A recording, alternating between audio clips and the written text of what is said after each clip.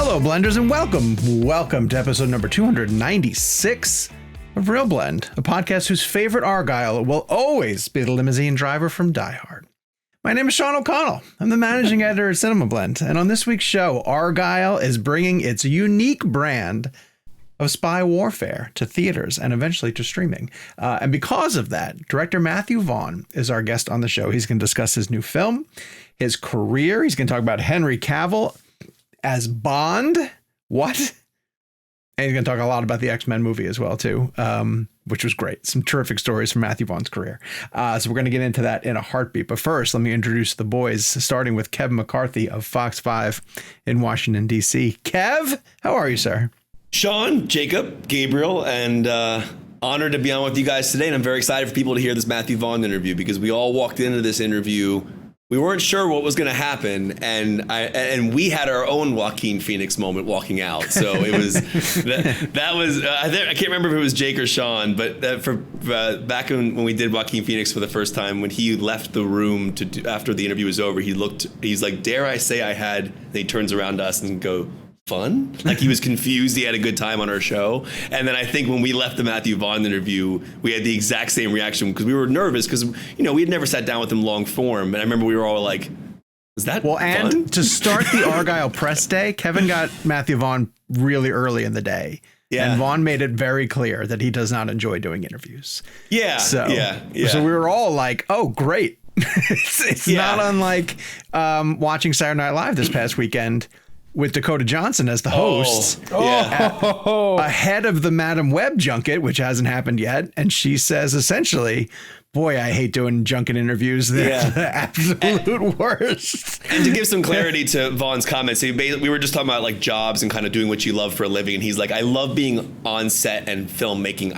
He said, no disrespect to you. I just don't love this process. Like the interview process, essentially, is what he was kind of saying. But so when we had him on our show, which you're about to hear, this was like surprisingly awesome. But sometimes I wonder because, obviously he said that, and then we had a great experience with him, and Alexander Payne said something similar before. If it's less of, and I'm trying, we try not to take that too personally, but like less of, I hate doing interviews and I hate talking to you guys, and more that they hate being forced to sum up their entire cinematic filmmaking process into these 4-minute soundbite thing. Like it seems like the impression I get is not that they don't love talking about this thing that they've spent months and sometimes years of their life doing, but they hate having to do it as these like rapid fire 4-minute sort of conversations. Yes, Gabe. I don't know if I've never asked you guys this. How did they land on 4 minutes? Does anyone know like when they land on that slot? Well, it used to be much more. I subscribe to a couple of YouTube channels of people that did junkets long before any of us did. Bobby Wygand's a really popular one. If you get the chance, she was a junketeer out of Dallas. And Jim Ferguson, friend of ours. Friend of ours, Jim Ferguson. I mean, there are enough people that on the junket circuit now that were doing it at a time when, you hear some of the stories about, and we've all been doing it enough where it's changed just in the time that we've done it, but they tell stories about what used to be 30-minute junket slots, 30-minute TV junket slots. They tell stories about before a junket interview that they would come in with a camera and take a picture of the two of you together and have the picture ready to go when the interview is over. You hear these sort of stories, and it just makes me wonder, like, what sort of stuff. Well, I guess, we're getting off topic, but the biggest change, the biggest transition in the junket world since we've started is that when we all started, all junkets were in person. Yeah, and on beta tapes. And on beta, a format that, my God, you used to, when you used to do a Twilight junket, which would be about 84 different rooms, and oftentimes 3 cameras per room. I used to actually have to bring, and that's not to say that there weren't other junkets that weekend, legit used to have to bring an extra empty suitcase to pack full of beta tapes. Well, you'd get a junket gift bag usually too, to really pull back the curtain, which had like crap, I'm not talking like a luxurious gift. I'm talking about like, a t-shirt and a hat and all sorts of paraphernalia that you'd end up being like, I can't even fit any of this. I used to give 99.9% of that stuff away to the employees of the Four Seasons, which I'm sure they were like, what the hell am I going to do? What am I going to do with a Terminator Genesis t-shirt? Yeah, I work at the Four Seasons, sir. And just taking over Sean's job for a second, I'm going to introduce Jake Hamilton, who's speaking right now Hey. from Fox 32 in Chicago. Thank you. Kevin and I have dressed up like the pills that Sean has to choose from as to whether or not he wants to go to the Matrix. So let's really pull the curtain back here. We have a new recording time slot, and if you're watching on the YouTube channel, which is a great transition, you're going to notice from here on out that for the most part, the boys are going to be TV ready, and this sloth is still going to be rolling up to his desk. Here's some behind the scenes. That is Sean TV ready. Yeah. Sean, That's also accurate. Don't you still have a tuxedo from like the Ben-Hur premiere that you could like just throw on for us? I do somewhere. Yes, I'll dust it off. The Wizard of Oz premiere. Yeah. What about bring a leisure suit, maybe? A little more recent. Start getting those t-shirt tuxedos, the tuxedo t-shirts. I'll just wear those on show day. So now you have a reason to go to the YouTube channel. And while you're there, make sure you hit subscribe and turn on your notifications. Ding. We are adding followers all the time. Great comments on last week's show and everybody sort of weighing in with their Oscar feedback. That was a really interesting show, and it generated a ton of really good responses from folks. So please make sure you're going in and weighing in on all of that. Of course, if you just want to listen to us in an audio format, we're available all different places you get your audio needs met. If you would like to sign up for ReelBlend Premium, you get a couple different things that come with the ReelBlend Premium service, including a newsletter and an ad-free version of the show. So if you'd like to find out how to join ReelBlend Premium, head to the description wherever you are currently listening to the most recent show. All right, so Matthew Vaughn. Most people primarily know him from the Kingsman films. He also, as you will find out in this conversation, directed a film that gets a ton of credit for getting Daniel Craig the role of 007 called Layer Cake. If you have never seen Layer Cake, please go out of your way to go see that. I had no clue. Something really interesting about Layer Cake that Matthew was going to tell you guys in the interview leading into this. And then as a little standout, he also directed X-Men First Class and goes into great detail about how and why directing a superhero film or a franchise film in general is not necessarily something he would like to do again. And what was interesting too is because he was going to get to do Days of Future Past, and he kind of tells us why he didn't do Days of Future Past as a follow-up to First Class. And he just ended up being a terrific, insightful interview. Gave us more from time. A guy who, after a couple of minutes realized, I can open up about my career and really get into in-depth conversations, which as we all know is like a badge of honor for this show. So let's stop talking about Matthew Vaughn and get right to the conversation. Without further ado, this is Matthew Vaughn joining the ReelBlend podcast. Wow. So we had to wing it, and we're still here. So I'll open this up. 20 years ago, you directed one of my favorite films, Layer Cake. Are we on camera? Yeah, Okay, we're going. We're going. Okay. Sorry. But 20 years ago, you directed one of my favorite movies, Layer Cake, which is how long ago? 20 years ago. Okay, it was 2004, right? Am I had that right? Yeah. And so 20 years between that point and here. To be sitting with you here in London for Argylle. I'm just curious how reflective you are over those 20 years, what you maybe remember on Layer Cake that you're still utilizing now in a film of this scale. I,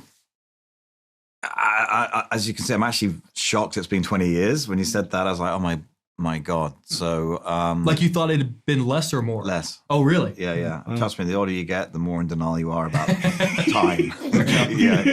The clock starts going the wrong way. It sounds crazy. Is I'm only now beginning to think I'm a film director. So when I did Layer Cake, I never looked through a movie camera before. It was a Guy Ritchie was meant to direct Layer Cake. Oh, I actually didn't know that. Yeah. So it was all developed for him. I was a producer, right? And when he decided not to do it, my wife, to her, really, to her credit, it was her idea, not mine. She said, I think you should direct it, because she'd seen how much I've been working on the script and how I worked so closely with Guy on Lock, Stock and Snatch. And I was like, I can't become a director, become a producer. And the moment I try directing, and if it doesn't go well, I'm screwed as a producer, because why would any director, they'll say, what do you know? You made the world's worst movie. Shut up. So I lost the high ground. And I was umming and ahhing about it, and then J.J. Connolly, the writer of the book and the screenplay, Layer Cake, he said it as well. Somebody said, I went to him saying, who do you think we should go to next? And he goes, you. And I went on holiday, and I went, okay, let's do it. I had no aspirations to be a film director. It didn't even occur to me that I could be one or should be one. And over the last 20 years, what's changed is I would say on set, I was 70% a producer, 30% a director. So, it's Jekyll and Hyde, but I would make decisions. Let's say I needed another setup, and I'll be looking at my watch. The producer would say, no, you don't. I go, right, we can live without it. Now it has flipped. I'm now making decisions based purely on creativity and I think, the term imposter syndrome really does apply to me when it comes to being a director. I was sort of like, am I getting away with this again? And it's not, it's something, because I never aspired to be it. It's sort of like, how did this happen and how long will this last? And I'm grateful for it and I absolutely love it. Yeah. So, but I keep thinking I'm going to get found out that it's I have to work hard to direct. It doesn't come easy. If you don't mind, then what pushes you into each next project then? It's great. Why wouldn't I? I mean, no. The fact that I can, I'm always expecting that one day the phone will stop ringing or no one will take me seriously as a director. Okay. So it is a. But now when you said it's 20 years, I don't know why that landed something in my mind. And also I was being interviewed yesterday, and in the introduction, they went through all the movies. And I was like, oh my God, I've made quite a few films now. Made some great films, man. Like Kick-Ass. I mean, Stardust. We all love Stardust. Love Stardust. So I think what I've learned is I'm now beginning to feel like I am a film director. I never, if people say, what do you do? I say I make movies, because I feel like I do, the producing and the financing and writing. I feel like I don't like saying I'm a director. I feel a bit weird saying it. Interesting. Well, I'm going to go through some of the big stars that you've worked with in your career, because quite a long list now. I mean, it's incredible. This movie alone. Peter O'Toole, De Niro, Robert De Niro. I don't want to call him De Niro. You call him De Niro. At least you know who he is. Bob. Ian McKellen, Nicolas Cage, Michael Caine, Colin Firth, Mark Hamill, Julianne Moore, Michael Gambon, Elton John. Oh my God. I'm sort of curious, who was the person that you worked with on set that you most paused, looked at in the flesh, and went, what the fuck are you doing? I can tell you, it was Mark Hamill. Straight away. Really? Why? I mean, not why, but he's Luke Skywalker. Yes. End of, right? And I remember looking through the lens going, Luke Skywalker. I'm directing Luke Skywalker. And I couldn't believe it. I was like, wow. So I was and then I think the second time I got a real chill was with Michael Caine, because we were setting up the shot and I heard someone what I thought doing a bad Michael Caine impression, and I went, guys, come on, he's got to. Oh, hey, Michael. And that was pretty phenomenal. So those are I'd say. Do you know his real last name is Maurice Micklewhite? Maurice Mickle. Yeah. So I didn't know that. I thought Micklethwaite, isn't it? Micklethwaite. Is it because he was apparently like he was trying to secure a name for acting, equity, and he was watching. Yeah. He looked up at the one of the theaters marquees, and it said the Caine Mutiny. Yeah, and that's how he chose his last name. That's really, yeah. Well, I mean, when we worked with Michael, I just never wanted to say action, because he would just tell us stories between each take, and his stories were all the movies I loved, and he would tell us what happened and how he did it, and his enthusiasm still to be on a movie set at that age was very impressive. I want to ask you about something that gets discussed in this film, where it's a criticism leveled at Bryce, and it's a narrative reason, but I think it applies to a lot of your films, where they say it's a cliffhanger, and they're like, no, that's a cop-out.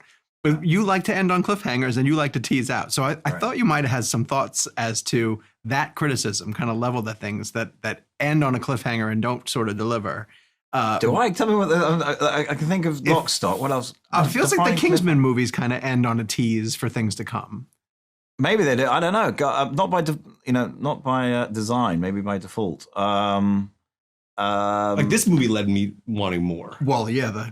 Once we I can suppose finally it talk did. spoilers. Oh no, I like teases. Yeah, for what's coming next. Yes. Yeah. Okay. The cliffhanger's got. When you say cliffhanger, I think the Italian Job. That's a cliffhanger. Meaning, are you fucking with me? That is a cliffhanger. If I'm going to do a cliffhanger, I want everyone to fucking kick the TV across.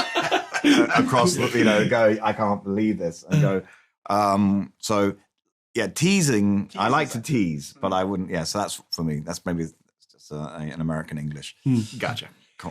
Bring it back to Luke Skywalker for a second. I think I told you this earlier. I never thought anyone would say that during this podcast. Yeah, I know. Yeah. But one of my favorite edits that you have in this film is the blinking of the eye. Yeah. And I last night as I'm watching the film, I haven't felt that way about an edit like that probably since the wipe in Star Wars. Wow. Because it became such a character almost in the film. Yeah. And so, I mean, I know you don't love to dive into exactly how you do things sometimes with filmmaking, but I'm genuinely curious.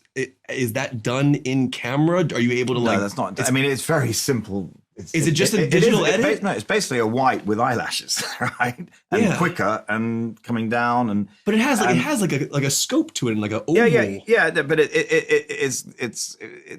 wasn't that complicated to do. But I got worried because when I said we're going to use blinking as a device for, first of all, for the fights, because, and by the way, shooting action sequences twice, you got to be a moron to come up with the idea, because it does happen sometimes. My brain, like the ice skating as well, I was like, I shouldn't have thought of this, because now I have to execute on really hard work.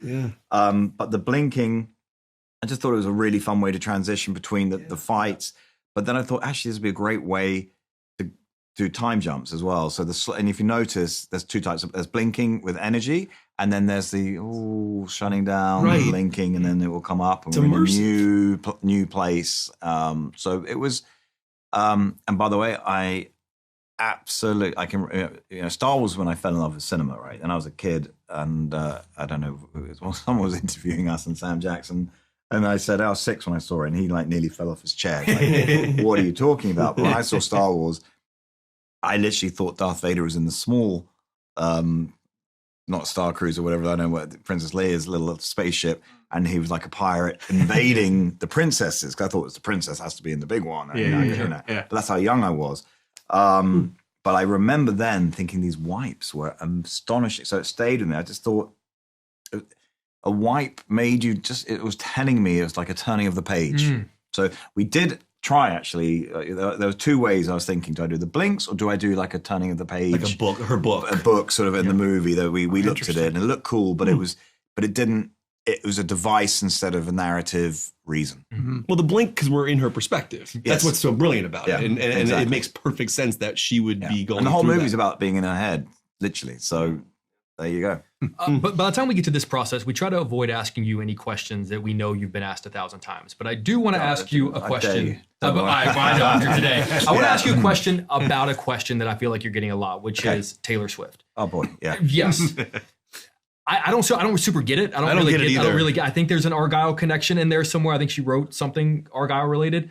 But I guess my question for you is, to what degree do you go, stop fucking asking me about Taylor Swift, and to what degree do you go, hey, like it's people are talking about it. That I've seen that headline everywhere. Well, be careful what you wish for sometimes, and the enthusiasm that Taylor Swift has, or her fans have for her, I don't want to take advantage of, and I definitely don't want to alienate them, because if they all turn around, like, God forbid, imagine Taylor goes, you shouldn't watch this film. You're like, oh my God. Go watch Cats instead. Yeah, you know what I mean? So I'm not, but it was the lesson for me was the first time to have my daughter come to me and say, you never told me Taylor Swift wrote the book. And I was like, what are you talking? I literally said, what are you talking about? She goes, Taylor Swift wrote the book, and when am I going to meet her?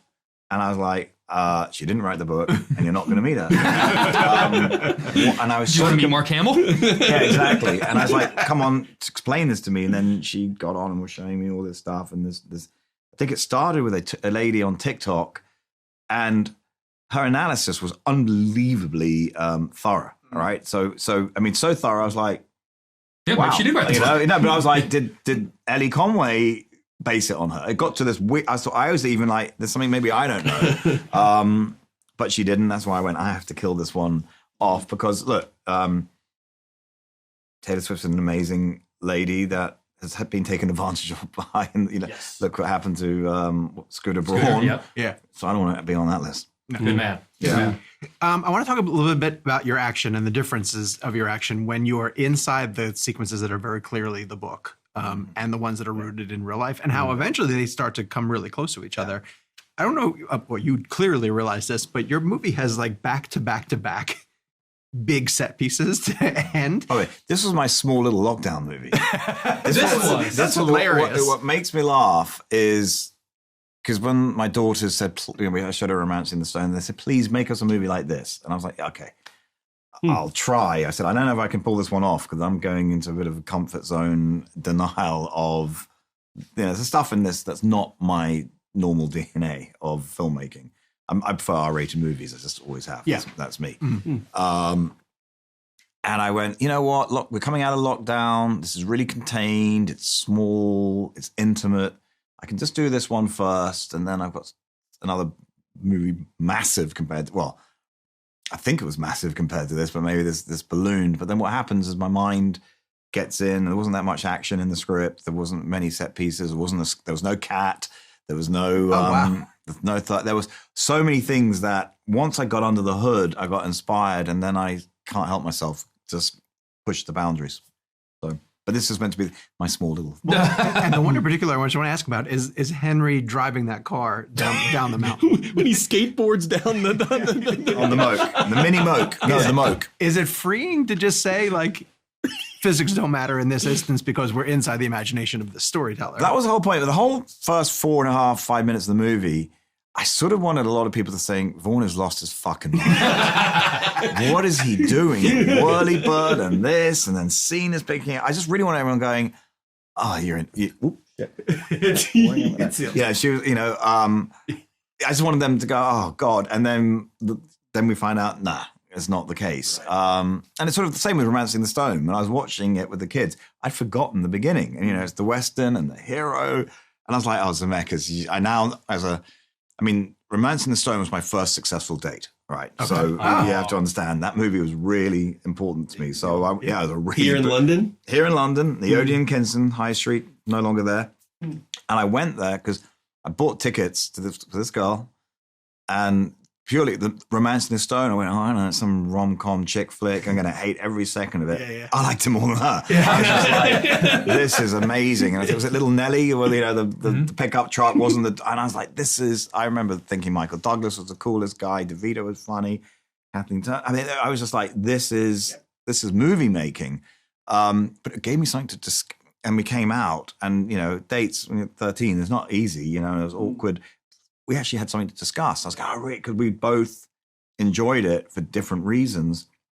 And I thought I'd love to recreate what I genuinely think this is the perfect date movie. And on Valentine's Day, I hope the world goes watches My Valentine in Sam Jackson is in the movie. Yes. But I tried to. I was trying to make a movie where I think women will love and men will tolerate. That's what I was trying to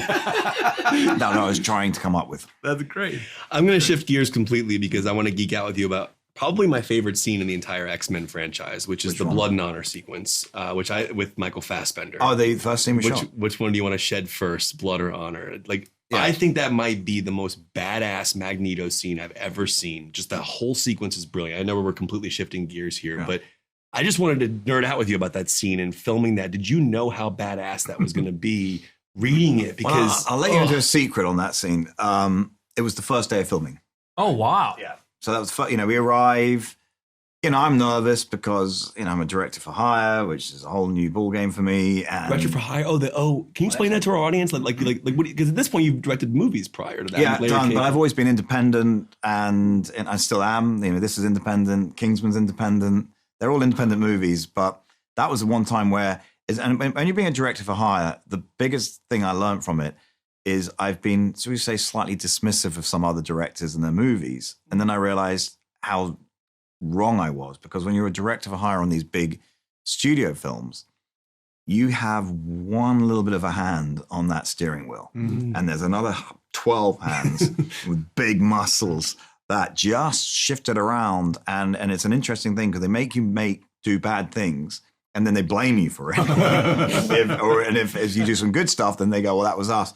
So it's when you direct these movies, you're more like, it's a really odd experience. It was for me. I mean, it's so much so I never went back because I was like, not doing that, because it was really, I know actually the most disappointing thing for me with the X-Men world was when and we got Days of Future Past ready, and then I wasn't allowed to direct it because Brian had contractually first option.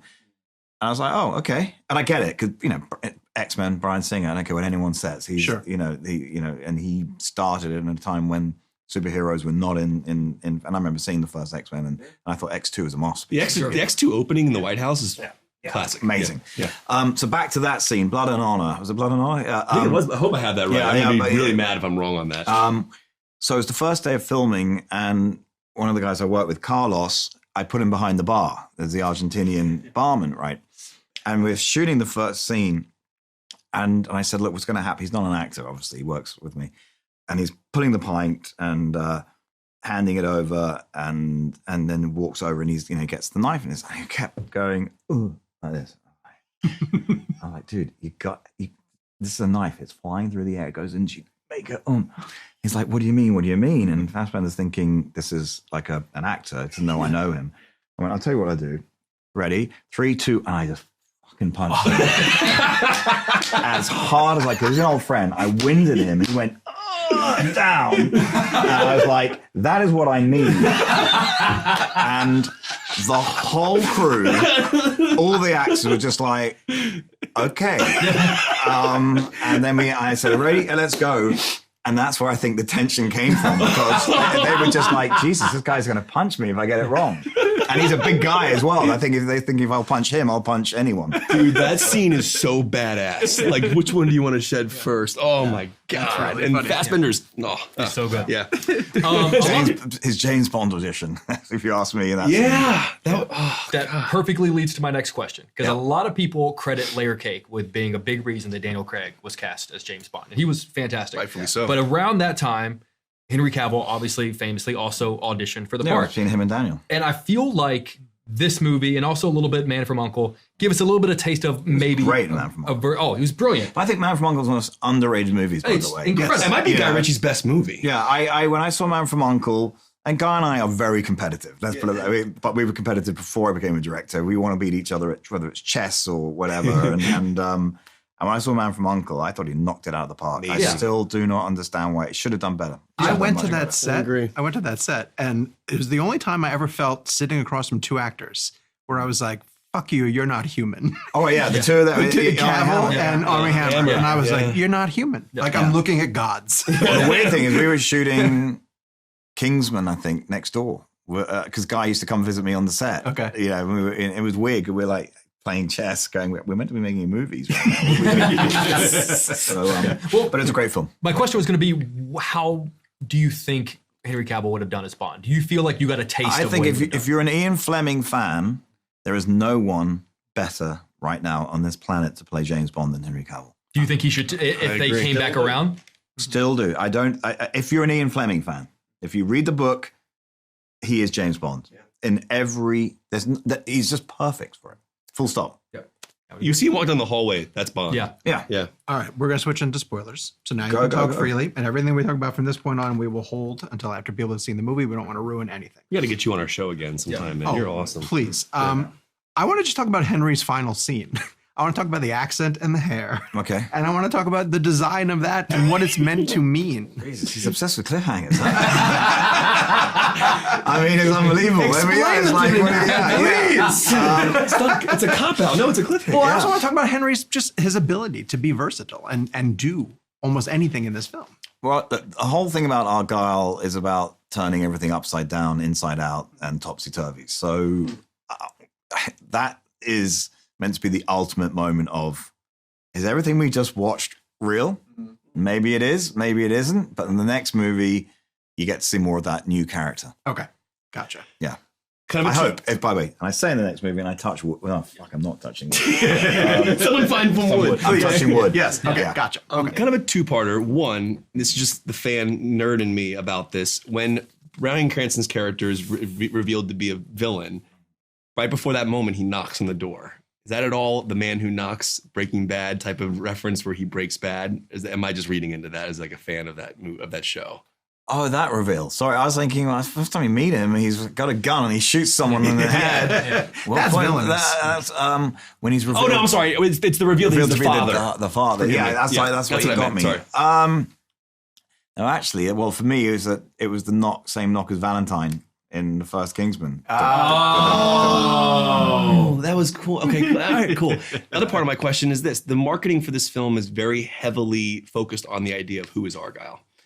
And what's interesting about that is when that's one of the big reasons why, not only do I want to see the film because you directed it, but I wanted to know who Argylle was. The marketing worked on me. I am somebody who watched it and was like, I need to find out who that is. Yeah. When do you decide in terms of your filmmaking process and or the marketing process that's going to be the big question that goes into it? Because at the end of the day, you're making a movie in a bubble before we ever see a trailer, before we ever see any marketing about who is Argylle. So like, how does that come about with the studio and the marketing, knowing that's going to be kind of the hook? Well, I thought one of the things that's interesting is right now, when you say who is Argylle, it's a legitimate question. When you're saying Argylle up there, you go, what is Argylle? Yeah. So it is and then I thought the Universal were brilliant when they came up with the don't let the cat out of the bag.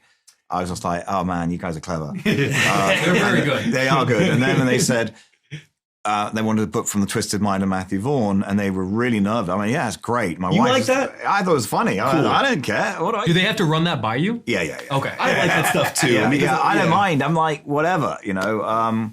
Although the new one, which only came up yesterday, I wish we'd called the movie a novel experience. Yeah, no, that was. You still have time. You still Yeah, have 2 maybe weeks. I should tell them. I went, hey, because I was saying in an interview, I mean, this is a really novel experience. I went, We love a good pun. novel experience, yeah. So, that's maybe I will tell them actually. It's cool how you guys did that. Yeah. I want to talk about the post-credit scene that a lot of people are going to be talking about, Yeah. which alludes to the fact. Not as much as the studio hadn't seen it, and they were like, "What the fuck is that?" Wait, what does that mean? We shot that just on our own, just for the hell of it. You And snuck that in? Snuck it in. But also, like, We did that in Layer Cake as well. That's- Layer That's like Cake. some Denis Villeneuve Dune Part 2 type of stuff. Where you're like, On the end of Layer Cake, if you want to know a cliffhanger. So I love we, Clean. so the you Sylvester should have seen him at The Empire Strikes Back. good film. Though. Do you remember when Ace Ventura made fun of that in the sequel? And it opened up with him doing the cliffhanger thing with the raccoon. The raccoon. But with I was going to say now. So yeah, on Layer Cake, it was the studio. It was originally written he gets shot, and they went, "We'll make this, but he cannot die at the end." I went, "Fine." You know, and first film I was like, "Whatever, boss." So we shot him getting in the car with Sienna Miller goes off. That was the cut they saw, and then when we tested it, I went, "Guys, let's put on the real ending that we shot." And we put NG over every take. Back then, it wasn't digital, so you could get away with blue murder. And I can, if you ever wanted, I wish I could have filmed the executives when they said they jumped out of their skin.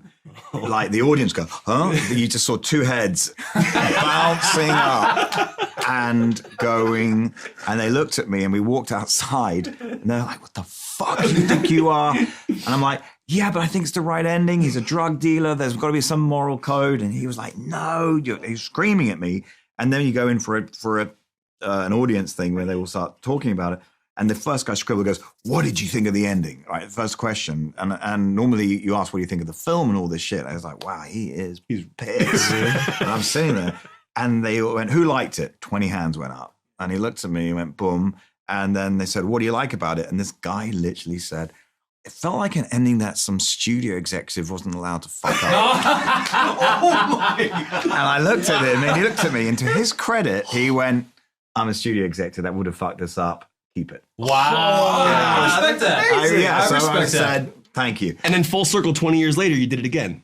Yeah, this one, because, this was a crazy idea, because, you know, the book coming out, and you guys should read the book. It's a good book. They gave it to us. It's a really good book. It's book one. It's nothing to do with the movie. I mean, what it is, because it's about the young Argylle, sure. Louis Right. Partridge.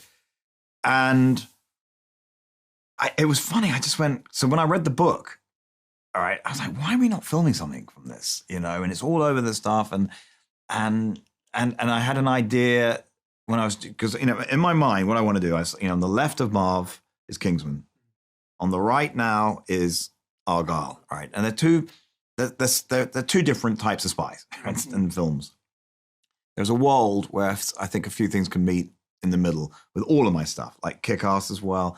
I've sort of in this I've just got this sort of not new, I've always sort of thought about it, but I just think, for example, I was at Warner's and I was laughing, going, maybe we should do maybe Austin Powers gets his suits made at Kingsman, right? And then I went, nah, fuck it, that's yours. I'm not going to do that. But Argylle, he wears pretty damn well cut suits, so there is a universe one day where I can bring everything together. So you see all of your films connected. Like you see Kick-Ass in this film. Yeah, Stardust would be hard push. You never know. I had a sequel to Stardust, which was a really fun idea, but maybe that could work in a weird way, because the idea was that the stone gets thrown over the other way and the lands, and it'd be, in theory, it would be set in the 60s, and all the wizards and princes come over to England in the 60s, and they fit in because it's the 60s. Oh my God. So I thought that could be fun. We were saying that the next Bond should be in the 60s. Yeah. Just shake it up. That'd be kind of cool. Do something different. Don't let them do it. I think it's a terrible idea because I want to do that. We can't have you on our show without bringing up Kick-Ass, because I know we got can brought talk about whatever you up want. briefly, but You can give them a little bit more time. They're interesting. Hey. Oh, thanks, man. Thank you. Thank you. So, correct me if I'm wrong, and watch me botch this now to get the fuck out of here. You used Adagio in D minor, that classic score. Is it John Murphy? I'm trying to remember who did that music, but it was in Sunshine. It's my 4 favorite chords. So if you listen to any piece of my film music, it's the 4 chords. Yeah, I felt it in this with Lauren's score too. I wanted to ask you, because music in this is great. Right, and you always use score as a leading character. I wanted to ask you, but that scene in Kick-Ass, like I'll never forget seeing that for the first time. We're in the POV of Hit Girl, and so the Adagio in D minor is playing in that moment, and I will never forget hearing the marriage of that music to that scene. And I just wanted to know, like, where your mind was when you filmed it. Did you know you were going to use that music in that point? Yeah, if I want to create emotion, those 4 chords. I mean, music is actually quite technical, and it sort of releases dopamines, and I've just figured out which chords does what. So I drive my composers nuts, because I'm like, right, I call it the Vaughn chords. I go, right, this scene Vaughn chords. That one, knock your fucking socks off, Vaughn chords. And I'm adamant about it, because I have to instantly make people feel something. And those chords, they're sort of heroic and noble and sad at the same time. That's exactly what it is. I've never been able to describe it until now. He's the one. Thank you for finally making me understand why that makes me feel that way. Yeah. That's why music is a universal language. That's what's crazy about music. Like music and color, we all seem to have the same reaction. Blue is cold, red is warm. Yeah. D minor is noble and sad. C major is happy. I cry in that scene. That's one of Cage's best, because he dies in that scene.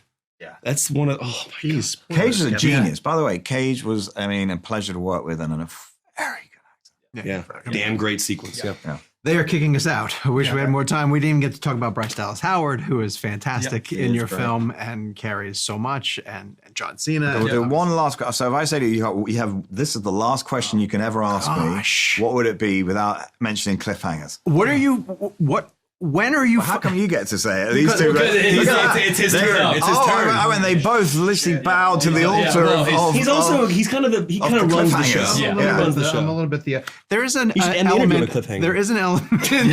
We'll remake the movie for you. A very significant element of a plot point in this movie that is suggested that it was delivered by a fan, and that they decided to take a fan note and use it going forward. Now, correct. Of course, all of your stuff comes from the twisted mind of Matthew Vaughn. Have you ever heard from a fan an idea and you put it in the back of your mind and thought, oh shit, I'm going to use that at some point? A fan talked to me about the Days of Future Past comic, which I hadn't read. Okay. And then I read that. I went, ooh, this could be a way of doing what I call the Godfather 2 of superhero into cutting. So, So that did come from a fan. Okay, there you go. See?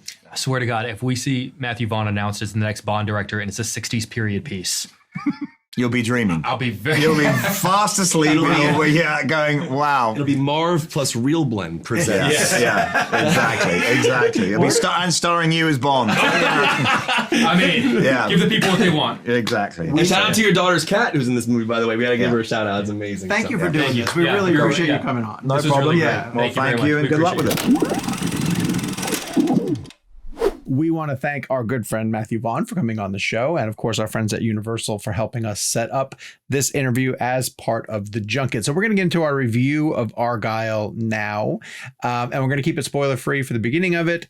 We are going to reserve a little bit of time to talk spoilers in our review, but we'll make it very clear before we get into that conversation of when that is going to happen, because we want you guys to enjoy the film as it is and protect as much as we can for it. So I'm going to make a comparison to this film and Vaughn's Kingsman franchise, because I think it's the closest in tone in terms of heavy action spies, which seems to be something that Matthew Vaughn is really interested in. It sets it apart from something like Kick-Ass or X-Men First Class. And as much as I think that Argylle is fun, I don't know if it's as fun for me as the Kingsman films, which have this kind of irreverence to them. Really kind of pushes the envelope in terms of its humor. I think Taron Egerton is really fun as a leading man. There's something really great about Bryce Dallas Howard, where her character ends up going as the story progresses, and I'll hold on to that. But because of that, because there's a sort of hindrance or a hampering in terms of her character being sort of like lost in the mystery of what is Argylle, or who is Agent Argylle, and that's been one of the driving forces of the marketing campaign, that I felt as in the dark as her character did throughout the course of the movie. And there's a lot of, as you heard in the interview, Kevin talked about this sort of blinking perspective that takes you from the real life that's happening to the characters, quote unquote, real life, and the fictional aspect of a story that's being told. I think Vaughn does a good job of sort of balancing that line, but there were times when I was a little bit thrown. It's just like, what is real, what isn't real, and it all gets answered. But through the course of watching it, I will say that took me out of the picture a little bit, because from the get-go, this movie opens with a slam bang action sequence that involves Henry Cavill and John Cena. And I was like, oh, this is going to be a ton of fun. You know, this is going to be off the walls, like really wild, rambunctious. And maybe because Vaughn wanted to do this by design, because he almost talks about in the interview how this was a little bit of a smaller movie for him, the way that he considered it, I thought it dialed back some of the lunacy that he kind of brings to his movies in general. I still had a good time with it. I still enjoyed it. But I didn't love it as much as I really came out of the Kingsman movie. I think the first Kingsman made my top 10, my first top 10, the year that it came, not my first top 10, but the top 10, the year that it came out. I remember Colin Firth being such a blast in that film. And I remember the church fight, the Warner in the church sequence being, you know, so mind blowing. And I still think Vaughn's a terrific filmmaker. This one I just thought was good, but didn't quite blow me away. Jake, I think you maybe even fall a little bit more on the other side of the line. Yeah, this movie did not work for me. I kind of felt it was a sort of a cinematic example of, like, you know, 2 steps forward, 1 step back. Every time I felt like there was something that I sort of liked, you know, I kind of felt like there were, you know, there'd be a 20-minute stretch where I was like, I don't know how I feel about this. And I think a lot of it comes down to tone, in that, like, I couldn't quite figure out just what kind of movie we were supposed to be watching, or how I was supposed to be feeling about the action and the humor. I mean, I feel like particularly the first Kingsman is just so assured in what type of spy movie it wants to be. It's not James Bond. It's definitely not, you know, the Craig James Bond, but it's nowhere near as like slapsticky as like in Austin Powers. It sort of finds this really sweet spot somewhere right there in the middle. It sticks the tone within the first 10 minutes, and it sort of, you know, stays the path the entire film. And I felt like with this film, because it's alternating between a couple of different realities, whether it be sort of the literary one or whatever is happening in real life, that those two different parts of the film have two different vibes that kind of bleed into each other. And just because of that, I don't feel like Vaughn did a great job of like ever making me feel like this is the type of film that you're watching and this is where you're supposed to be. Because I feel like the spy genre can be so many different things, but it needs to know what it is exactly. You know, if you're you know, watching a Daniel Craig Bond movie and all of a sudden there's an Austin Powers, you know, slapstick joke in there, it's jarring, you know. And so I sort of felt like he never exactly knew what it is that he was making. Therefore, I feel like that translates on screen there, which made me feel like I never knew what it was that I was watching. And all the way through, the ending of the film, I think I was even left going like, wait, what did I just see? And not in an overly dramatic, terrible way, because it's not a bad film, but it's just like, I don't know how I'm supposed to feel about like even the last moment in the movie. Like, is that supposed to be a joke? Is that supposed to be and I think, I will say, speaking of one step forward, two steps back, like there were some genuine surprises in there, like plot twist where I was like, oh, I wasn't expecting that. Like that's kind of cool. But all of them felt very reminiscent of other similar versions of that plot twist that I feel like we've seen other people do better. Like there would be, changes in characters that I thought, oh, I wasn't expecting that. That reminds me of movie X, Y, and Z. It was better in that one, but I didn't expect it here. So even like some of the more complimentary words I can say about the movie still come with sort of the asterisk where it sort of feels like, yeah, but that was good here, but like it's kind of a ripoff of this movie, and I know we're going to talk about spoilers later, and these are easier things to talk about. With the big joke I feel like with all of us at the junket in London was how difficult of a movie it is to talk about without getting into spoilers. Yeah, specifically to certain actors who play specific characters, and like to that end. One person who I really want to, I want to single out Bryce Dallas Howard, and I want to single out Sam Rockwell, because they're almost tasked with the two of them have to balance back and forth between both lines. And once you guys see the film, you'll understand how difficult their assignment really is. Rockwell in particular has to be this bridge between the two worlds, and Bryce Dallas Howard does a lot of reacting to it. Kev, where do you put it in terms of your appreciation of Vaughn and how it maybe stacks up to his other films? I think for me, like the two words that I think about a lot when I think about this film are ambitious and uneven. And I think I admire his ambition, because there are some action scenes in this film that are downright insane. I don't know how he comes up with it. Even in our interview, he said that he would write something down and then I have to somehow film this and make it work somehow. That's, to me, when I watched Argylle, I didn't know what I was going to expect. I didn't know what was coming. There's a lot of great twists. And so, I don't know, for me, it was, I had fun with the experience. I don't think it's a great film, but I think it's a good film. I think it has some really solid direction. To me, Sam Rockwell and Bryce Dallas Howard, as you said, they carry the whole film.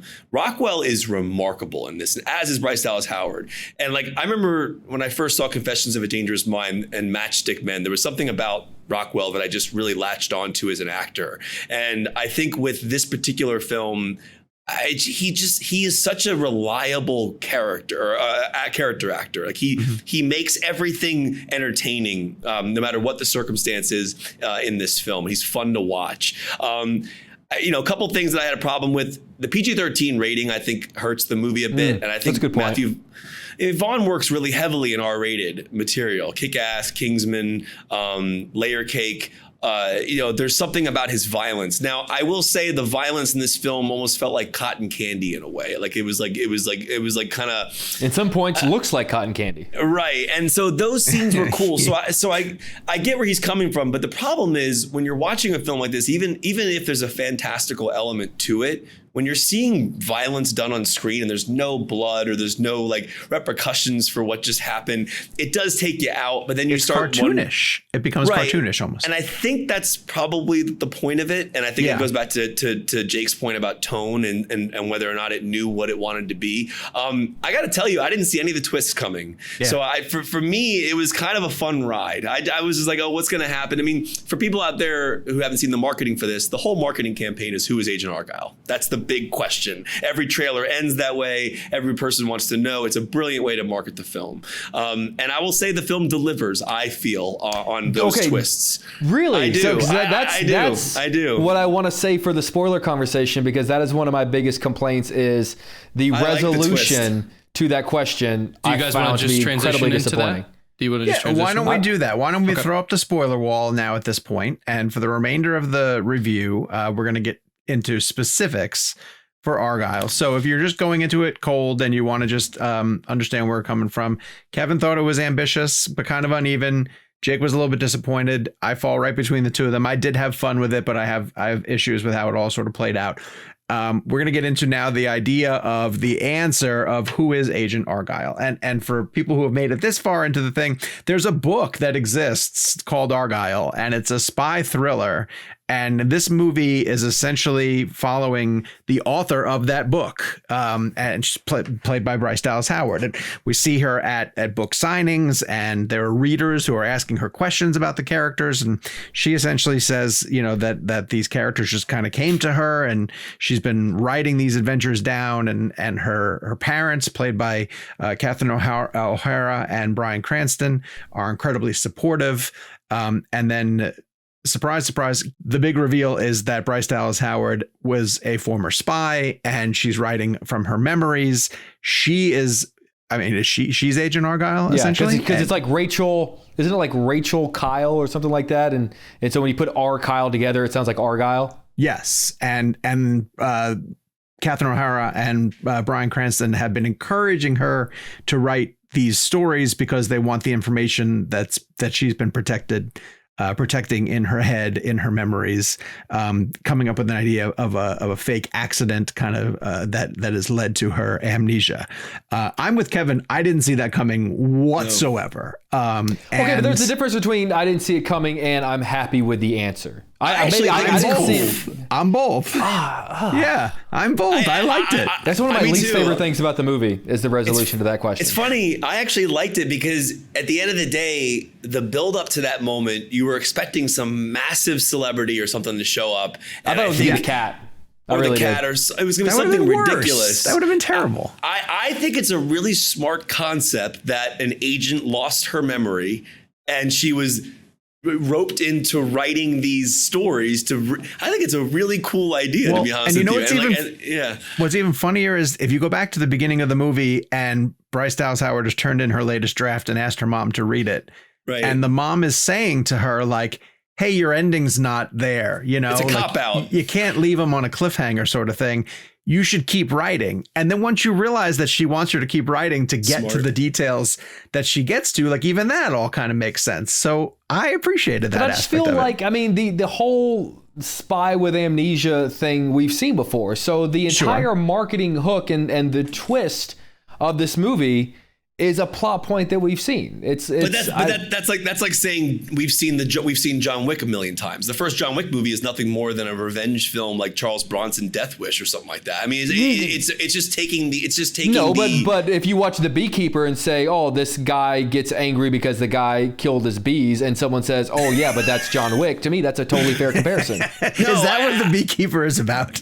He gets mad because someone kills his bees. The point I'm making is that no plot is going to be free of classic. I'm not saying it's not, but when you tell me that the entire hook of this movie is the answer to a question, and the answer to the question is a tired cliche that we've seen before, that's when I get. Look, I had a college professor that say that all movies boil down to either mythology, biblical tales, or something else. I forget what the third one was. So all movies are in some form or fashion like Dune. We're all flying out for Dune tomorrow. It's the Messiah story. It's a story that we've seen before. But when just this idea that this big, we're heading toward this huge revelation, and again, there's also a degree of you can't also blame Matthew Vaughn too much on that. He has no control over how they market his movie. He has no control over the fact that they have marketed the movie on the answer to this question. Maybe he didn't intend it to be as big of a question. He said he didn't. So you can't knock him for that. But I genuinely think. And again, in the same way that we say Rotten Tomatoes isn't, the barometer of a movie, nor should people's response on social media be. That being said, I do think there's going to be a massive backlash on social media this weekend whenever people find out what the answer to that question is. I have less of a problem with people figuring out the answer to that question as I do to this imbalance of tone. The imbalance of tone is the thing that ultimately dooms this movie, because now that we're talking openly about spoilers, those action set pieces towards the back half of it are wildly entertaining. They're a lot of fun, but they belong in that Kingsman universe that's exaggerated, and it doesn't fit with a lot of stuff that happens in the beginning of the movie. Like the skating on the oil to me, That's awesome. I just thought that was so. One, the CGI doesn't help it, but I just like, to me. Like I thought that looked good. I thought that looked bad. good. Oh, but like, so like, if we compare that to like the church shootout in Kingsman, to me that scene has at least 1 foot in reality. Like it's an exaggerated version of reality, not indifferent from like a Tarantino Django shootout. To me, the big shootout scene in Argylle and the skating sequence over the oil that we're talking about, to me, those are like almost borderline, for lack of a better word, cartoonish. Which again, I found I just had a problem with that. Do you know what? I don't know if we're still fighting our way out of the COVID CGI pipeline backup, where things just don't look. I think things are looking better than they did a year ago. The beginning of this movie looks really bad. Like when that car chase. Yes. I mean that. And they put that shot's in the trailer. But I think there's still elements of a lot of movies where if they just had more time to bake the effects or to refine them a little bit, these things would look better. But I'm not, and I wonder if we're ever going to pull out of it, to be honest with you. I wonder if we're just stuck there. This is a bigger question to which maybe there's not actually an answer, but like, how has Hollywood not figured out how to use a green screen? Like there are just so many insert shots, and we complained about this when Dial of Destiny came out. In that chase sequence, like I think you could put an average moviegoer in front of an action scene and say, listen, there are 4 shots in this action sequence I'm about to show you that are green screen. Tell me what they are. And I think now granted, because I know that we have an eye for these sort of things because it's what we do for a living. I think the average viewer can pick it out. And if the average viewer can pick it out, there's just some horrible, awful green screen shots. Is it budget though? Is it budget? Is it not wanting to spend the money to do it properly? This movie cost $200 million allegedly. So it's a lot of money. And it was independent. It's an independent film. It is. Yeah, it is. It's done by Mark. It's the best thing that this movie has going for it is that we haven't had a new movie. I mean, we've had the same number 1 and number 2 at the box office for 3 weeks. Like the best thing this movie has going is that there's just nothing else. Like it's got this is like the easiest path to number 1 at the box office I've seen in a long time. Like, do you guys think? Do you think Matthew Vaughn has an audience that draws people out? Do people come to a Matthew Vaughn movie? I don't know. No. Interesting. I think Vaughn has a niche fan base. Okay. I mean, like Guy Ritchie is like obviously above him in terms of name recognition. In terms of name recognition, yes. But I think Vaughn, I don't know. I mean, when you're putting that in a trailer from the Twisted Mind of Matthew Vaughn, there's enough. I think there's enough people who know his name. I don't think it's like my mom and dad don't know who. There's not general audiences. They don't know who Matthew Vaughn is. They know who Guy Ritchie is. They know who Christopher Nolan is. They know Tarantino. He's not that level, but they I think know Vaughn's titles. That's Vaughn, why, like, Vaughn if you put has a Kick-Ass, Kingsman, list, things like that. You know, but are those movies that like is Kingsman, yes, but like I feel like for every Kingsman, like I'm not sure Kick-Ass didn't do particularly great at the box. I'm not sure Kick-Ass is going to get.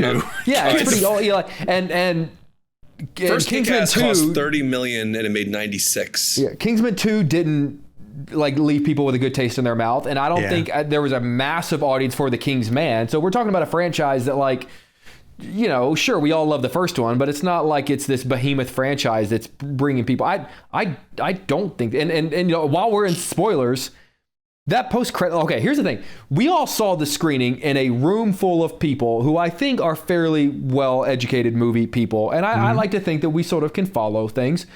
There is this, I don't want to call it half-ass attempt, but this sort of shoehorned attempt at trying to fit Argylle into the same universe as Kingsman, which when the post-credit scene ended, you had a room full of movie professionals going, wait, what? What does that mean? Yeah, and that's not good. Right. Yeah. No, I know. Well, and he goes on to say in our interview, you'll learn more about that Argylle character in the next movie, but you can't bank on that. No, you cannot. You can't save stuff for a movie that we don't know is, unless you're Denis Villeneuve. Yeah. You can't save stuff for a movie that you don't know is gonna And happen. apparently it's a character that's set up in a book that none of us have read yet. So it's a lot of pre-work. So that being said, if he makes another Argylle movie, I'll be there to watch it. But I will be curious to see if this is the start of a franchise or if it is something else entirely. All right, let's kind of take a quick break. And on the other side of that, we're going to play a very fun game. All right, we are back. We're going to blow the dust off of a very fun game that we used to play on the premium, and we're bringing it over into the main show. I love this one. We are playing the IMDB game. It's the IMDB game. We played this with Tarantino one time at his that's house. right. At his home. Yes, we Our did. lives are weird. Our lives are very weird. Gabe, would you explain the rules of the IMDB game to the people who are listening? It's the IMDB game. You're likely not a old premium subscriber, and maybe you haven't seen this game. This game we did not invent. We stole from, if you ever listened to the show, Doug Loves Movies. Borrowed, of course. I say stole for fun. Which he stole from another radio show, I believe, as well. So it's just a fun game going around. What's the show? Doug Loves Movies. If you haven't listened to Doug Loves Movies, very good. Sean, former guest. I was a guest on that show one time. Yes, that was very fun. He's very a good guy. fun. It is a good show. It's a good show. So thank you, Doug Loves Movies, for this fun game that when we have time for, we like to play because it's competitive and it's good fun. The way that it works, I have a series of IMDb pages pulled up. I will reveal the filmmaker, actor to these three gentlemen, and they will have to try to guess the top 4 most known for projects listed on their IMDb page, and they will get points accordingly. It's been a while. I think I gave a bonus point if you get all 4. Yes, that sounds right. Yeah. So you get a point for winning the round, and then you get a bonus point if you get all 4, I think is how I score this. It's a little rusty. But yeah, we can go ahead and get started. And if you're listening to this for the very first time, it is never the titles you think that it is. Never. Right. I mean, that's the whole premise of the game. That's what makes it fun. It's never the things that, in fact, okay, so this is a little test. Randomly, we had a rainy Saturday in Chicago this past weekend, and my girlfriend said what was one of the coolest things she's ever said to me, which is, hey, do you want to watch Anaconda? Which the answer to that question is always yes. And she was trying to figure out who John Voight was. And I was like, oh my God, he's been in like 10,000 different movies. Let me pull him up on IMDb. And it was like Midnight Cowboy, Deer Hunter, one other classic, and then Anaconda. And I was like, I'm really surprised that Anaconda is in his top 4. Like that, they're really. And then I explained the IMDb game to her, and she didn't care. But it's an Ice Cube classic. Dude, Ice Cube I love that. I classic. legitimately love Anaconda. Me too, dude. That movie's terrifying. But I get shit on this show for things that I like. Well, no, because you don't like Mad Max, so like your opinion is just not valid. Fury Road, specifically. Fury Road. Let's not lump the whole franchise. Sean loves Anacondas. Now, before we run out of time for a competitive game, let's go ahead and get started. Let's go. This week, we're keeping it in theme. We're doing an Argylle themed a lot of good names. IMDb game. And we're going to kick things off with the man of the hour, Matthew Vaughn. So I'll give you gentlemen a moment to write down a few options. You're looking for the top 4 most known for from the writer, director, producer extraordinaire, Matthew Vaughn. I'm getting spicy early. Getting spicy early. A long career. It really goes back. While we're coming up, a plot twist that people might not expect if you haven't heard this game is that oftentimes it's not even someone's credit for which they're most known. A lot of times it's, it might be, for example, I don't think this is the case, but like it might be Spielberg, but the 4 movies may be 4 movies that he produced. Correct. So it can get very complicated. And in that sometimes, way. I think even television sometimes. Yeah, if it's an actor who TV crosses over the exactly. line. Like Cranston will be tough because there are a bunch of different directions you can go with him. True. All right, Cranston all locked in. Yep. You locked in with your 4? All right, Locked I'm gonna start out, and of course the answers are now locked in. It's all gentleman's game here. I assume that you are not gonna rewrite your answers, obviously. Sean, you're gonna kick us off. What are your 4? The kid. My 4 are X-Men First Class, Kick-Ass, Rocket Man, and Kingsman, the first one. And let's do Kevin next. I'm also doing Kick-Ass. I wrote down Starburst, but I meant Stardust. Kingsman, the first one, Secret Service, and then First Class, X-Men. And Jakey? I went Kingsman 1, Kingsman 2, X-Men, and Kick-Ass. And of course, X-Men First Class. Come on, Starburst. It's an exciting first round because you all got 3 correct. So no points are awarded. His top 4 most known for, according to IMDb, are Kingsman: The Secret Service, which is the first one. Yes. X-Men: First Class. Okay. Kick-Ass and Layer Cake. Damn it. I should have gone with Layer Cake because that's I the thought opening about of our Layer interview. Cake. Yeah. Yeah, and that's a big one. That's an important one. It really kicked off. But so often, to the point of this game, the important ones aren't on there. Right. And there's nothing better than Kevin getting spicy. Up next, we have Henry Cavill. Ooh. For the top 4 most known for, according to IMDb. Oh, no. For Henry Cavill. All right. Which, in his own right, has become Mr. Franchise in a lot of ways. He really has. Should I go spicy? I think I might go spicy on this one. I hope Black Adam is one of them. Oh, I'm going real spicy on this one. All right, Jake, you locked in? I'm locked in. I'm ready to go, baby. Kev, you locked in? I'm locked in. Sean is trying to think of what were those superhero movies he was in. I can't remember the Who did name he of play? them. I remember he was super at it. What character did he play? Kev, go ahead and start us off. Not that it matters, but go ahead and start us off this time. What are your 4 most known for? I'm going to go with Immortals. Ooh. That's my spicy pick. Wow. Mission Impossible Fallout. Oh, Damn good it. one. Damn it. Man from U.N.C.L.E. Okay. BVS. Interesting. And just for the clarification, I'm sure Man of Steel is in there somewhere, but it's all right. Jake, Continue. your top 4 for Mr. Henry Cavill? I think Kevin had some good ones. I'm going Man of Steel, Batman vs. Superman, The Witcher, and Zack Snyder's Justice League. Spicy. Okay. Sean, you're All right. rounding us out. I have Man of Steel and BVS. I went Enola Holmes Ooh. Love Enola Holmes. and So Man do from I. Uncle. Man from Uncle. Man from Uncle. He said Garfunkel. Gentlemen, you were coming back into the game with a fury. You each got 2 correct. Come on. No wow. points awarded yet again. It is 0 to 0 to 0. What? His top 4, most known for, according to the Internet Movie Database, are Man of Steel, Gotta be. BVS, Okay. Mission Impossible Fallout, Wait, then Kev got 3. No, Kevin didn't Oh, get no, Man of he Steel. didn't do Man of I Steel. didn't get Man from Steel. Did Uncle. and the theatrical release of Justice League. If I just said Justice League, Oh yeah, I would have probably given you either of them. I would have made you That's clarify. funny. I would have You made you need to clarify. clarify. That's fair. Yeah. okay, none of Yeah. us clarified on Batman versus Superman. We all said I mean, BVS. BVS is BVS. I mean, there was a director's cut on. Yeah, it's different. Yeah. That. You mean like Ultimate Like, Edition? Well, Justice Yeah. League was like Justice League was a full Here, I'll put it this way, release. Jake. Yeah. There's 2 IMDb entries for Justice League and Zack Snyder's Justice League. There's 1 BVS. There it is. That's the rule. Yeah. Okay. That makes All right. sense. Jake, if you need to know the difference between the 2 Justice Leagues, I have a book I can recommend to you. It's called Release the Snyder Cut. No need. I'm on the Blu-ray. Ooh.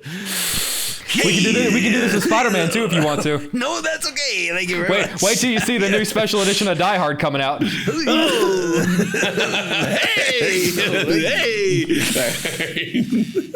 IMDb. We have time for a few more rounds. We here. have to. Someone has to win. I know we have 0, but this might be the lowest scoring game ever, just for the folks who are hearing this for the first time. Challenge accepted. Up next, we have Bryce Dallas Howard. Bryce Dallas Howard. We're looking for her top 4 most known for A lot of projects. options here. Yeah, IMDb. a lot. A lot of work. Has acted for a long time. Is a director in her own right these days. Oh, wow. True. I'm gonna get a little spicy. A I little might get spicy? spicy on this. I might get a little spicy on this one too. A little spicy? You can. It's easy. I feel like this is the kind of person where you could either get 0 out of 4 or you could get 4 out of 4, both very easily. Well, she's got a lot of massive projects that she's a part of. Films, classics in different genres. Yeah. Yeah, she's got a lot. She has 43 acting credits, current acting credits. A couple upcoming.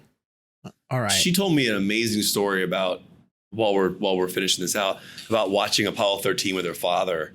And I guess it was like an anniversary release. And that was the moment that Kevin realized that Ron Howard was her father. Right. Well, she's sitting next to Ron Howard. He's wide-eyed. He's like, wait, what? Well, no, that's what happened. Like Ron Howard, like he was, it was like 20 years after the film came out or something like that. And he was sitting next to her and he didn't even watch the movie. He just turned around and watched every person's face reacting to the film. And I was like, that just reminds me of like the childlike wonder that Ron Howard encompasses. I love Ron Howard. What a happy day. Yeah. Hey. Jake, kick us off. What are your top 4 most known for? I went with Jurassic World. Which one? The first one? Jurassic World 1. I didn't say Jurassic World Dominion. The Zack Snyder's Jurassic World? Yeah, Zack Snyder. Yeah, Jurassic World, The Help, The Village, and Black Mirror. The Village is a good one. The Village is a good one. The Help's a good one. Sean, what are your top 4 for Bryce Dallas Howard? The Help. I did Jurassic World Dominion. I did Spider-Man 3. Ooh. And I did The Mandalorian. Ooh, Sean getting spicy. Yes. And Kevin. Watch us all go over 4. I hope I'm not botching this. She's in The Village. Cheers. So I went The Village. He's Zero Dark 30. This is the wrong person completely. Chastain, all Chastain movies. I went The Village, Lady in the Water, Ooh, that's a good one. Mandalorian, and the first Jurassic World. Full Shyamalan. Okay.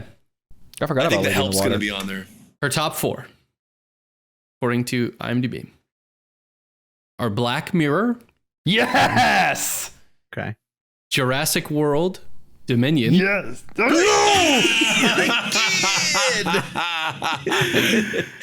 The Help, Yes. and The Mandalorian. Hey, No! the kid gets 3. Sean takes a point with 3 correct. Sean's on the board. Wow. God, man, I was really proud of my Black Mirror pick. That's a terrific episode. I was just about to say that is one of my favorite episodes of Black Mirror. A show that I think, like, not to knock Netflix, but I do think has taken a dip since Netflix has taken it over. That is one of their best episodes.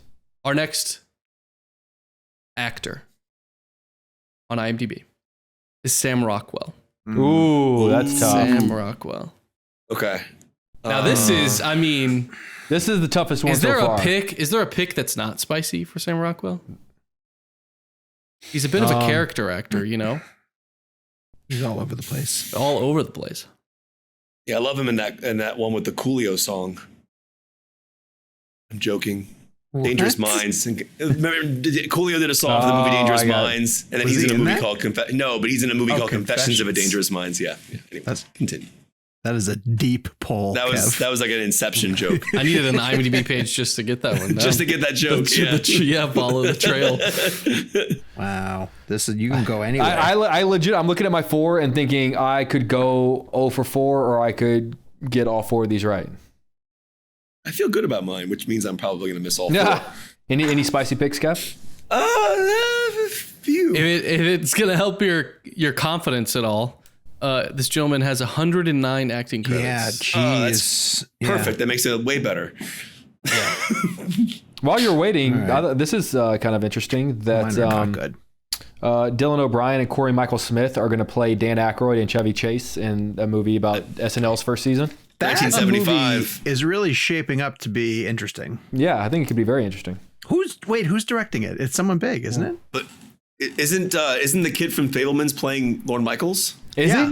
he? Yeah. Wow. Yeah. The kid who played young Spielberg. I may or may not be getting on Friday on Groundhog Day, and you guys know what I mean when I say may or may not be getting Bill Murray. What? Yeah. Yeah. Are they calling it Saturday Night Live to tape? And Thank you. That's an old joke. Talk about old jokes. Live to tape, kids. Look it up. Is everyone locked in with their Sam Rockwell picks? Yes. Sean, you kick us off. What are your top 4 most known for projects? On IMDb? I don't feel good about these at all. Why would you? I went with Moon, Okay. Ooh, good one. 3 Billboards, Iron Man 2, and Matchstick Men. I think I didn't have Moon. Moon's a good one. Kev? Okay, so I have a question. If I already wrote my 4 down, but I had the number. I had Iron Man 3 versus Iron Man 2. Do I need to admit that and then change it to 2? You can just. I mean, you can just tell me his which one Iron it Man was. movie is fine. I mean, okay. Well, for you guys, are you okay with that? I'll allow it. I'm okay with allowing it. Okay, Sure, So I lost because I put Zack Snyder's Justice League, but sure. different situation. I wrote Iron Man 3, so if you guys are cool, if not, I could just we just I'm take fine it. with it. Okay, I don't So, care enough. It's just for fun. So Iron Man 2. There you go. All right. Confessions of a Dangerous Mind, Iron Man 2, Matchstick Men, and Billboards. Jakey. Gabe, I you're forgot up. to tell you, when I wrote Jurassic World for Bryce Dallas Howard, I really meant Jurassic World Dominion. Yeah. Not that I meant it. I just had it mixed up. That's why I admitted it.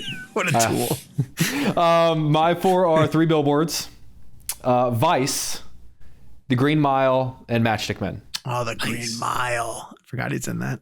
Yeah.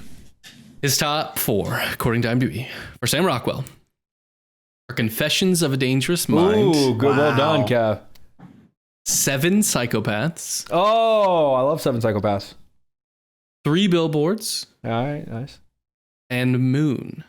Oh, Kevin and Sean tie with 2 each. And then my Iron Man didn't matter anyways. Yeah. So Kevin and Sean will get a point, but Jake is left with a goose egg. when Score. I wrote Vice, I meant Moon. Well enough. It's not the same thing. I'm just fucking It's with you, just man. not. Well, here's the thing, Jake. I knew that neither of those mattered. Gabe was like, yeah, I don't give In a shit. retrospect, you did play very loosey-goosey with that. Yeah. There was no Iron Man on the list. That was So, kind of telling. so let us know from now on, if we ask Gabe a question and he doesn't give a shit, it's because it doesn't good. matter. Score update. Sean is in the lead with 2 points. Kevin is right behind with 1. And Jake is bringing up the rear with a goose egg. That's been said about me a lot. There we go. Also, see Matchstick Men if you haven't. Oh my God, yes. Terrific. Underrated Ridley Scott. Also, a really good movie about OCD. Yeah. Yeah. Are you guys ready for a fun one? Yeah. One that I don't think we've ever played before. What? Well, this actor was in TV for a while, so I think we maybe just while we were doing stuff, we just never came across it. I think this is the first time we're playing Catherine O'Hara. Ooh. Oh, Catherine O'Hara. Oh my. Wow. Lord. Yeah. Wow. Don't even know if I can get 4. Oh my Lord. Yes, you can. 115 credits across. Oh, I got Gosh, it. how many decades? Let's see. When is her first credit? Her first credit is in 1975. Wow. Catherine O'Hara, absolute legend. Wow. Nine years before she screamed Kevin. Don't give it away. Everyone knows that. Well, that wasn't. No, what did you say? 9 years? Yeah, because what year did that first HA come out? Wasn't that 90? Oh no, was that was 90. 90. Yeah, so it was 15 years. Sorry. Yeah. All right. It looks like Jake and Kevin are locked in. Sean, are you locked in? I'm locked in. I think I'm starting with, not that it matters because you're already locked in, but Kevin, I think you're up. All right, I went Home Alone 1, Home Alone 2, Schitt's Creek, and Frankenweenie. Okay. Frankenweenie. Jakey. Spicy. I went very similar, but not 100%. I went Home Alone, Home Alone 2, Schitt's Creek, and Beetlejuice. Okay. And Sean? Home Alone, Schitt's Creek, Beetlejuice, and Best in Show. Ooh, yeah. Okay. Good ones. That's a good call. I think it's going to be some Christopher Guest movie, Yeah, but I don't know which that's one. a good call. Her top 4, according to IMDb. I always forget Christopher Guest is married to Jamie Lee Curtis. Oh, Is yeah. he really? Yeah. Do you know his favorite Disney song?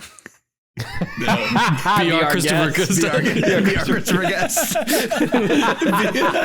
That's his favorite Alan Menken song. Yeah, it's really, really good. All right.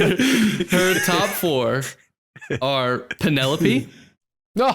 Of course. Come on.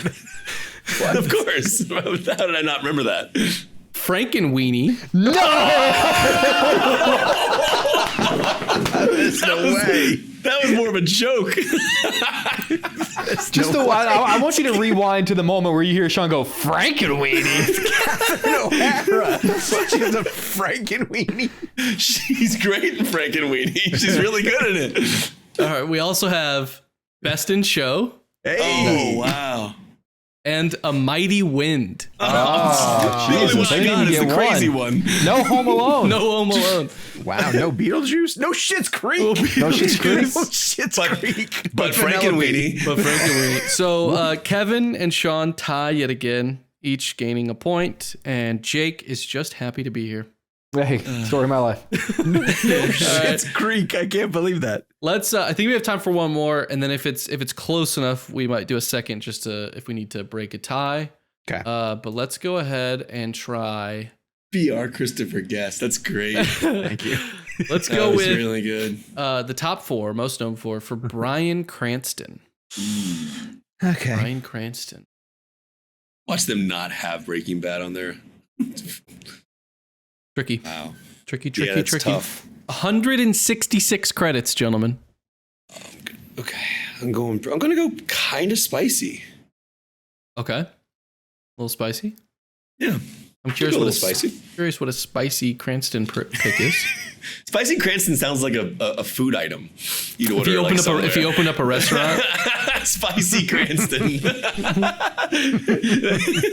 It comes with like blue candy around the the rim of the plate. Yeah. I think their signature dish is the Danger. Yeah, they serve it in the hat. Yeah. Instead of a bowl, you get soup in the Heisenberg hat. The Danger. It's called Breaking Bread. Thank you, gentlemen. Thank you. Breaking Bread. Oh God. Where's Vince Gilligan when we need him? You can have that one. I just want 10%. Oh, so When you sit down at your table, they hand you Malcolm in the menu.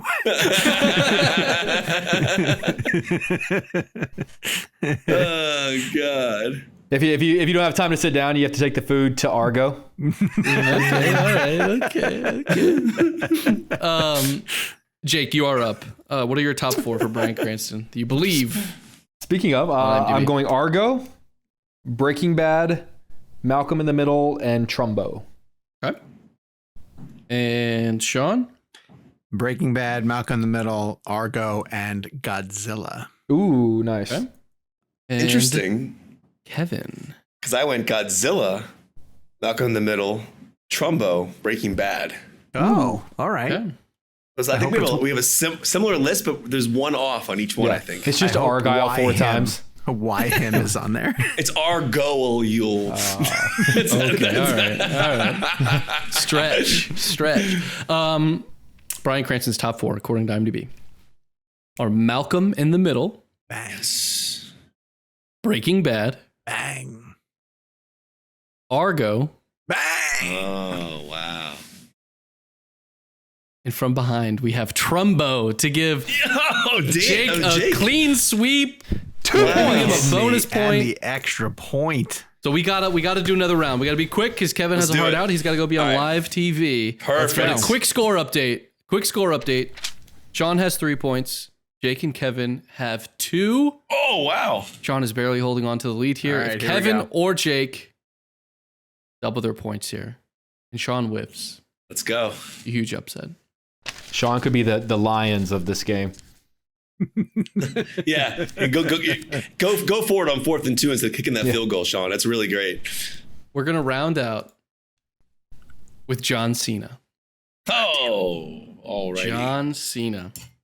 Beautiful. All Talk right, about a let's do- Mr. Franchise. I don't think he's ever not been in a franchise. Pronounced Senna. Senna, like the driver, is he gonna star in the F1 documentary or something, or F1 biopic? Yes. Oh boy, let's see. What do you choose? Why am I blanking? Because you can't see him. Hey! Wow, we're just on a roll here. This is for all the marbles, guys. Oh my gosh, why am I blanking? Jake, who's locked in? Anybody locked in? I'm locked yet? in. I need to Jake's get one locked more. in. I need to think of one more. Kevin is one shy. I'm torn. All right, I'm gonna put this one down. Sean is locked in. And it's gonna cost me. I think it's gonna cost me. Yeah, I took a bit of a gamble on one Are of we mine. all in? We all in? Okay, can I ask a quick question before You we can. reveal this? And if this is not possible, I don't know. Can I look at IMDb? No. Okay, if he's part of the WWE, does Yeah. WWE count as a credit? It is I put a on specific- IMDb. That is how I will tell you is that they are I put a listed on IMDb. specific. like WrestleMania or something like that. They have like SmackDown is like a TV series. So I'd have to Raw choose the is a- specific one. Yes, you can't just say WWE. Thank you. Yes, Okay, yes, perfect. yes. Thank you for letting me clarify. Okay. We will not give you that one. He's a wrestler. Kev I just put wrestling. movies.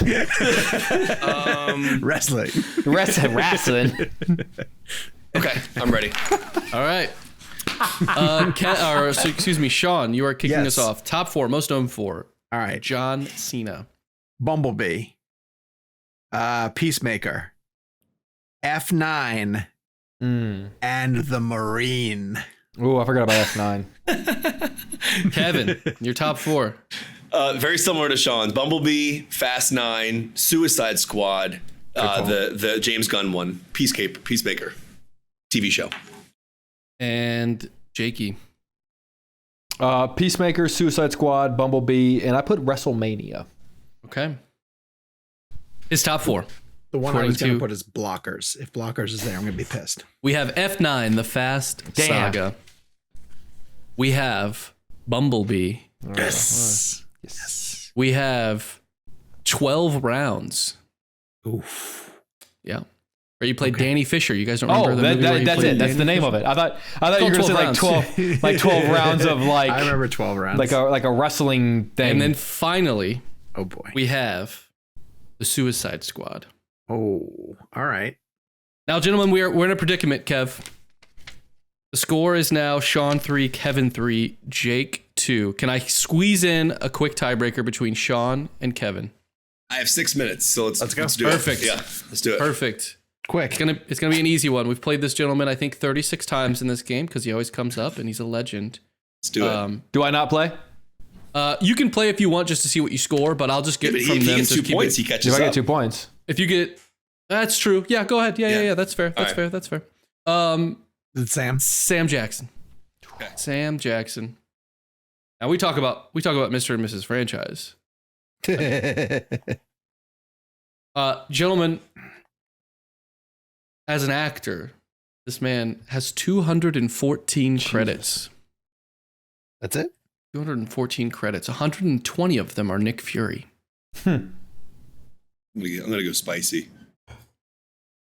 I'm going real spicy. Real Like spicy. real spicy. Hey man, never hurts to go spicy in a tiebreaker round. In a round where Frankenweenie was one of the deciding votes. That's true. Dance with the one that brought you, they say. Stay spicy. It's true. All right, Kevin is locked in. Yep. Jake is locked in. Sean, Oh, not yet. Hold on. he's scrambling. He's had the lead the whole time, and now he's feeling the pressure. These are not correct, but go ahead. Okay, Kevin, I think you start us off this round. Pulp Fiction, Hateful Eight, Captain Marvel, Die Hard 3. Nice. Okay. Jakey, Pulp Fiction, Jackie Brown, Avengers 1, Attack of the Clones. okay, and Sean. Pulp Fiction, Die Hard with a Vengeance, Shaft, and Jurassic Park. Ooh. Okay, All great ones. his top 4 most known for, according to IMDb. These are going to be so frustrating. Pulp Fiction, There we Okay. go. The Hateful Eight, Oh, Wow, good job, Kev. Kev. Snakes on a Plane, Yes. Good. and confirming our winner for today, breaking the tie, is Captain Marvel. Yes! Wow. Kevin got 3 right. Well done. Crushed. Final score. You know what it is? It's the Interstellar in my jacket that helped There me we today, go. baby. Yeah, yeah. Favorite MCU movie, isn't it, Captain Marvel? Yeah. Captain You Marvel, love that one. of The course, final yeah. score, and then I'll give it to you, Sean, to sign us off. Kevin wins with 4 points. Sean with 3. The first time I've ever won. But I'll say, man of the match, Jake with the only clean sweep and his only 2 points. It's true. Hey, That's true. Well That done. was a good well one. done. I At don't least play you- well, but when I do, It was flashy. I play very It was well. flashy. You caught the one-handed catch, and they Yeah, said, that's it looks good, but he should have had 2 hands. They should have had 2 hands on it. Yeah, exactly. Well done, Sean. All You take right. us away.